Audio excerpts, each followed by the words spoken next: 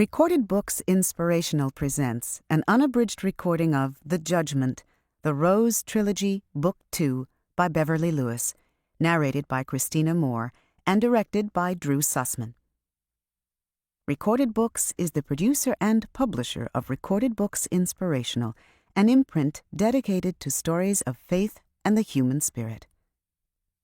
And now, The Judgment.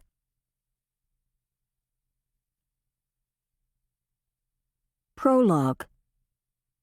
November 1985. Tomorrow holds nary a promise, my dear Mom often says. But thankfully some things are quite certain. We plow, we plant and harvest, we attend canning bees and quilting frolics. Our wedding season always begins on the first Tuesday in November. And this year there are many couples marrying and looking ahead to starting their own families. My own first cousin Esther Kaufman will wed John Glick, her longtime beau, tomorrow morning. My pretty plum-colored dress and full white apron, which match Esther's own, are hemmed and pressed, ready to slip on right after breakfast. I should be smiling happy, since I'm one of Esther's wedding attendants.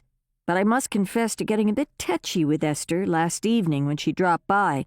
She reminded me that her older brother Melvin and I are expected to spend most of the day together, since he's the fellow opposite me in the wedding party. This includes sitting with him at the Eck, the corner of the feast table reserved for the bride and groom and the 4 attendants.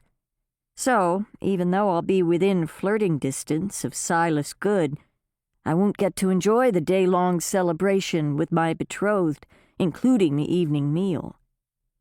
My first thoughts each day are of Silas. His sensible ways and his family's standing amongst the people make me feel so fortunate. Oh, that wonderful good smile when he looks my way.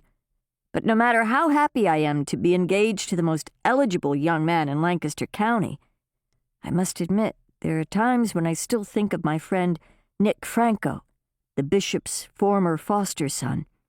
Gone more than a month now. I must have known a real different Nick than anyone else did. Almost everyone assumes he's a bad seed. Most even believe he caused the death of the bishop's only son. But when Nick and I were together, I saw his softer side. That's the part that gnaws at me in the most curious way these days. Truth is, I ponder where Nick might have run off to. And I wonder if he ever misses Amish life. Or me, his best friend. After all these weeks since his disappearance, I haven't told a soul this. Not even my older sister Hannah, known by most as Hen. But the unusual bond Nick and I shared as youngsters somehow managed to get far deeper into my heart than I realized. I continue to beseech the Lord for poor Nick, praying that God might see fit to forgive him for his years of rebellion. I pray for my only sister, too. Sadly, Hen's coffee meetings with her estranged worldly husband have turned out to be all but fruitless. And when she's not working at the Amish fabric store, or here at home cooking and whatnot, she has a faraway look in her light hazel eyes, as if caught betwixt and between. I dare say she misses her husband more as the days pass, misses him even though there are many things that keep them apart. I am hard-pressed to imagine a solution to their dilemma, so I pray for wisdom from above, knowing I can trust God's timing and way, and His will to be done for them.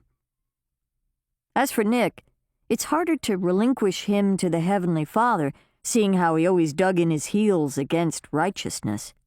Silas has pointed out to me repeatedly since Nick's leaving how difficult he was for his family. His involvement with Christian's accident has certainly tainted him in the eyes of the people. Honestly, it still plagues me what was so urgently on Christian's mind the last time I saw the bishop's biological son, the day before his death. And if it was Nick he wanted to discuss, as I suspect, what could he have revealed about him that I didn't already know?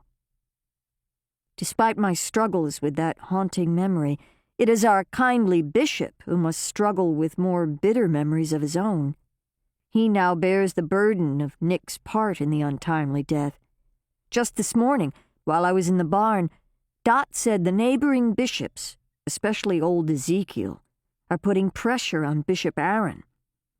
If Nick... To keep listening to this audiobook, I've left you a link in the description so you can do it, at no cost thanks to Audible's 30-day free trial.